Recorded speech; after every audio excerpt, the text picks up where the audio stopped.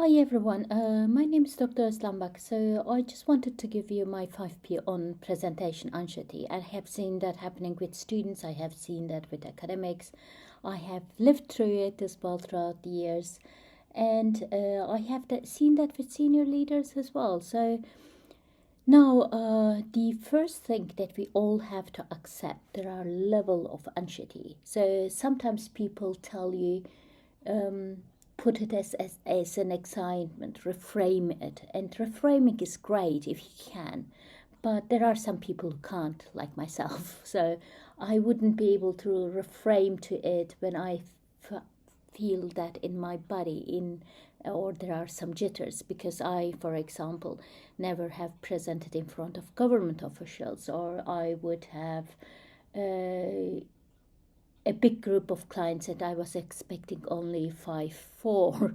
So these things might have been really difficult and different for any of us. So, but there are different levels of anxiety. And I had one student coming up to me and saying, "Oh, for you, it's really easy, isn't it?" So, yes, it becomes easier as you progress, but there are tools of ways how to overcome and not suffer as much as you do. So, let's go through them. The first one is what you do, what your capabilities are, and how you present are not an indication of how you do the other one. So I have seen excellent presenters, great presentation, but the product and service is awful, or the concept is awful, or the theories that they're using is not making sense. But they've been really good at disseminating that. They've been really exceptional.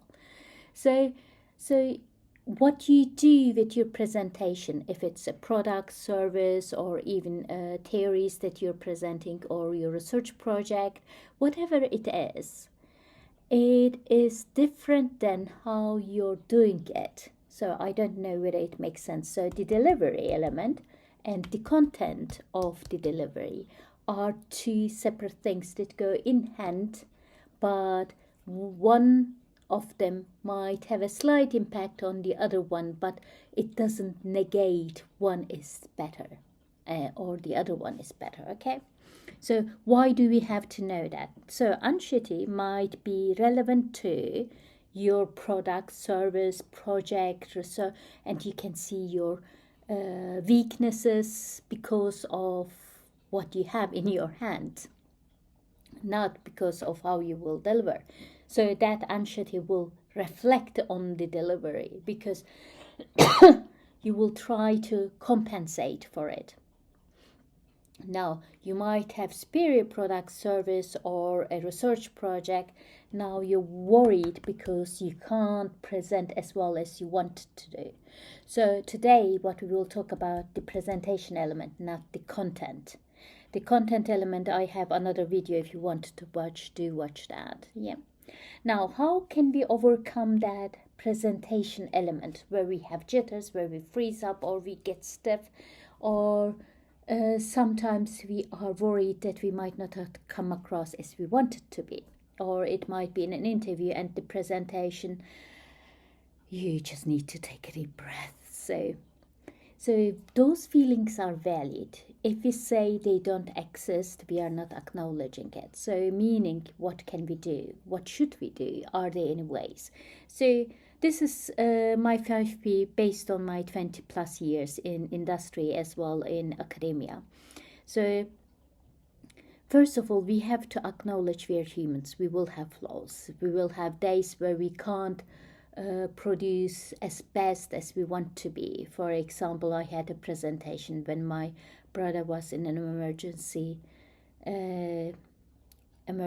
surgery, and we were waiting for it, and I had to have an interview before it. So I didn't deliver as good as I wanted to be, but it was my best delivery at that given moment without telling what was going on. So you could tell as well what is going on. It's also your preference not to tell. So we are human. So first of all, we have to acknowledge that. So you can be somebody who's having a lot of jitters, but it is impacted by, for example, you trying to find a job, you haven't been able to find one for a long time, or you presenting in a foreign language that you never did before. For that, I have also another presentation if you want to watch. So there might be different reasons to why these jitters are present. So you have to understand what are the result of. So what I would say is it my voice, my pitch that is coming and going down and I can't manage it, and the jitters do not allow me to do so, and that anxiety, I have to acknowledge that this is relevant to my voice and pitch, okay? Or it might be relevant to you are a PhD student and you have all the audience with accomplished doctors, professors, and this is the first time that you're going in front of them, and maybe this is a first experience, or you are presenting to the board and you never have presented to the board before. So you have to acknowledge, first of all, why this anxiety is present in your body. So what makes you afraid or worried or genuinely concerned? You have to acknowledge these feelings. If you're not somebody who touch their feelings as much, just acknowledge your challenges, okay? So for example, for me, it was acknowledging that if it was a new cohort, for example, if it was a government body that I never presented, or it's a group of accomplished experts, 200 plus, and it's a professional client, and they have their clients in, and you want to present them to your findings as well. So I would find myself in different level of anxiety. Yeah. So how do we manage that? Let's come to the main issue. So once we acknowledge that, once we know where our problem lies, so if your pitch is going up and down, sometimes that might not happen before. So you need to go to the base. What is a base? You have to find your base. So a base would be, for example, you could say, oh, my voice is dry, let me have a sip, or let me have a glass of water, just a second, or let me explain this in other words. So what you're doing is you're coming back onto your base because you were off base, all right? And we are always off base in life. So we have to understand when we are off base and then come back to our base. Now, that base might be not a performance level that we want to achieve and we want to improve it. That will take time, and you have to acknowledge is where I am right now with the best that I can do at this given stage. But it can get better. So how can I do better? That's another topic. So let's say you're off base, you come back to the base. So to either asking for a small break, through maybe asking a level of a sip, let me tell you in other words, or say, let me give you an example where you get rid of these awkward poses. Not every pose is bad, like I did before now. Yeah, sometimes poses are good, but if it's long and you freeze up, you have to find ways of coming to your base. So you have to find a way. Now, to find that way, what you could do is you could rerun your presentation in a way that makes sense to you, not somebody else. So you could record them. You could see whether you like it or you dislike it, and what you can change, the wording, the syntax, the sentences. So you can play around and record it several times as you're talking to someone. That's one way of doing it. The next one is when you're in the physical place where you will do the presentation. I would suggest to go earlier than anyone else, because you have then the environment. You can walk in the environment rather than coming last and trying to find your place, trying to find your location, trying to talk to people that are dealing with your space and issues and presentation. So it gives you a breather as well, so you can touch the mouse, you can see your presentation, you can go through the slides, you can say hi to people who will, for example, chair the session, or who will introduce you to their clients, or it might be the CEO. You might have a few seconds with them as well to have a informal chat as well. Once you are set up on the platform that you need to be and you feel at ease, what you can do is, once people are moving in and sitting in the front row, to say hi to them and maybe introduce yourself and ask them what they do, why they are here, which company they belong to. Just have few sentences, exchanges, because those people are the front row and you will engage with them because you can see them much more better than somebody who's in the back. Yeah. And you are building a rapport before the presentation takes place. So, and you can say, I hope it's interesting, would love to catch up afterwards, how you viewed the presentation. Great. So that's one way of dealing with the jitters. So because you are making connections, presentation is about engagement, and that connections will input you back as well in the end, which is great if it works. Now, the second way to deal with the jitters is as well to manage your expectations about how you present. I have been in groups where my presentation has been found exceptional, in groups where the expectations were completely different and the culture was completely different, and that hasn't been the case. So defining the jitters what we have in front of one group or the other, or for example where you would say, I've done a great work and it comes up a feedback that wasn't good enough, so it might be disruptive to your anxiety levels as well. So you have to know, you have to be happy with what you did is the best. Okay? There might be much more better way of doing that, and you might be achieving that in the future. Yeah, but currently you're doing your best. So if I'm coming up in front of people and presenting my work in a foreign language and trying to be flexible with the language as much as I can be, is maybe creating me more anxiety than somebody who's talking in their mother tongue and who has better ways of dealing with changing of topics or introducing some jokes, not jokes, anecdotes, cases, much more easy than you would do. So hence your preparation time and recording is really important, especially if it's in a different language, if it's in a different context. So you have to understand and observe that as well. Now, we talked about how you present, but also you will need to find at ease in your body. Yeah.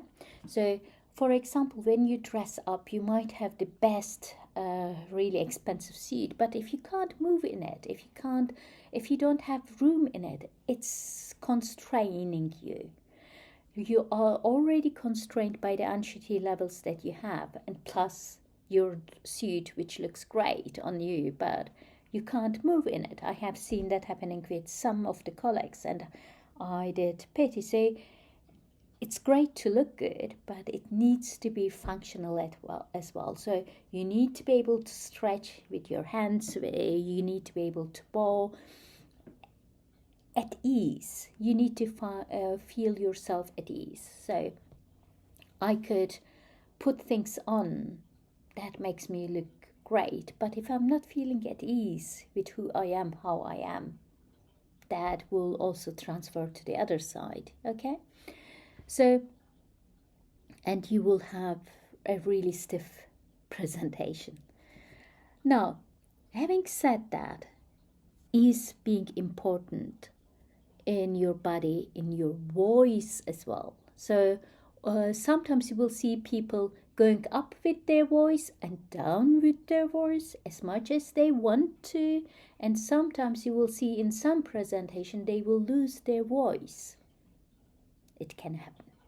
So it did happen to many of us as well. So because it's because of the anxiety or because of tiredness of that voice, because of not training your voice. So what I would suggest, train your voice beforehand. So you could sing along a song and you can have that fluctuations in your pitch as well. You can make a certain vowel go up and down, yeah, like opera singers do many times. You could also, when the presentation starts, you can tell it louder and say, can you hear me now, or is that comfortable for your ears now when I go at a slower pitch? Then they would know that your voice will be at a slower pitch. Yeah, so you're setting up the expectations as well. So, or you can tell if you have a cold and you've been stuck with it, say, I have a cold. I hope I will survive throughout the presentation, but if my voice goes down, please let me know so I can come back and improve it a bit and increase it a bit. So I might not recognize it. So it doesn't negate your capability. It gives you room to maneuver. So with anxiety levels, if you have higher levels of anxiety, you need to have more room to maneuver. Yeah. So that maneuver room can be generated towards with finding time through saying, I need to have a sip, or let me introduce you in a different ways this concept, or let me think about another example. I need to think about for a minute how I could describe that to you better. Yeah. What you're doing is letting the audience know there will be things coming out. There's no awkward 2 minutes, or there's no awkwardness in terms of not telling them and then sipping in the middle of it. So it's also decency, creating a rapport. So once you have that, and sometimes what helped me the most is knowing the time frame that I will do the presentation. So if it's 30 minutes, I know within 30 minutes I will be able to sit down. If it's 2 hours lecture, I will give them after an hour 10 minutes break to step on their feet, and so I can take a breather as well and relax and come to my base. Yeah, so you have to find ways of coming to your base. So if it's in a meeting, you do the presentation, what you can say, please open your reports in front of you, page 15. Let's have a look for 5 minutes before I go deep down. So what you're doing is calming down, getting them focused on something else, and 5 minutes you're coming back to your base. Yeah. So that shows also detail, that shows also thoughts. So you can break the presentation in a different way, but it depends on the context where you are. If you're in a boardroom, people might not like the fact that they are guided to something else, but they will appreciate the detail that you go into it. So in a boardroom, people might cut you off in terms of your presentation as well. So you can say, That's a great question, but I might have the answer towards the end of the slide. So can we just hold on to that? Can you keep that in your mind right now? And I will come to this. But that's an exceptional question, so which I thought about as well.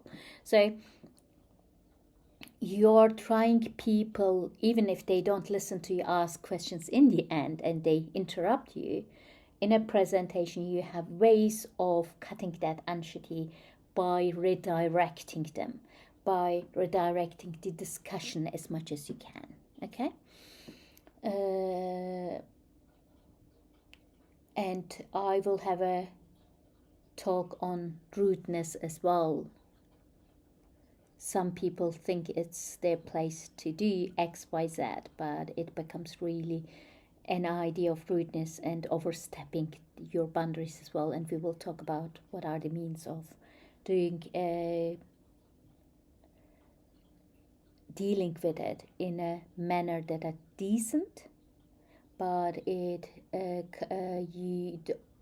don't create additional complexities. So in a political way, but making sure that these boundaries are there and they are not to be walked upon. Okay, so those are the things. Level of anxiety will be always there. You might be teaching 20 years plus, but you never thought to, for example, grow a group of defense people, and you're in front of them and your jitters comes back because these are a different set out of audience that you never worked with before. So jitters are good. Anxiety is good in a way because it makes us prepare better. It makes us stronger in terms of a presenter. It gives us the opportunity to grow.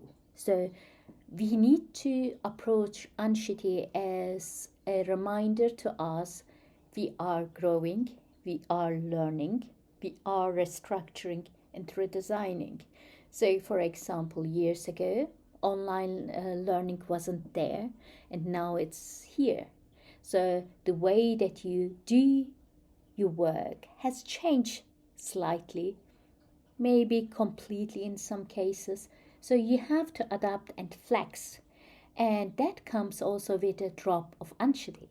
But you have to manage that level, you have to find your base. So, and you have to establish the base. So if you're always on your feet and always anxious, that won't work. So how can you find ways to calm your nerves down? It could be maybe going down with your pitch.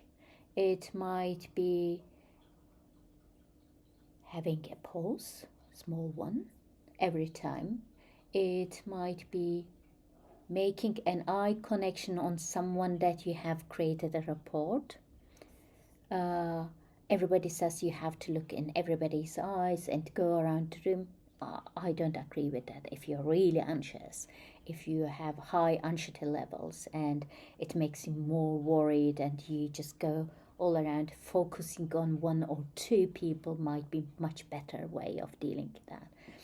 So, and sometimes it's the more you put yourself out there, the better it is. So you have to be happy with anxiety, levels of anxiety, and knowing that it will improve as you move forwards. But it will be always a friend that accompanies you, and that friend is a good friend because it makes you better. It makes you deliver in a better way. It makes you consider. So I found many presentations where presenter says, "Oh, I'm so exceptional," and they do an awful work because they can't see, because they are not ready to listen and ready to understand. We all make mistakes, we all do, but not learning from them is the biggest mistake that you can do.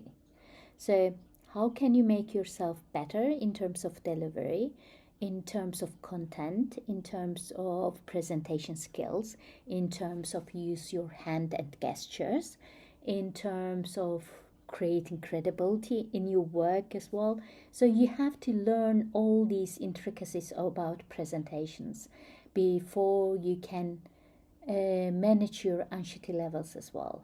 And sometimes once you manage those, your anxiety levels goes substantially down as well.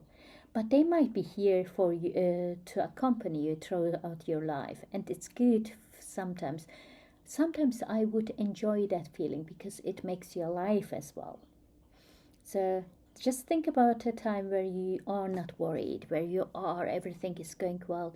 I think that would be, yeah, some people might like it, but I think for me it would be no opportunities for growth, no opportunities for learning. It would be a boring life in itself. So, but that's me. That's my 5P on anxiety and how you can overcome what worked for me. You have to find your ways of doing that. But if your anxiety is based on your mental health or anything that is impacting you, please go and seek help. Again, I'm not a professional as such. I'm not a psychiatrist counselor, so but those are things that work for me in my life. So if you need professional help, go and get it. Yeah, and all the best of luck to you.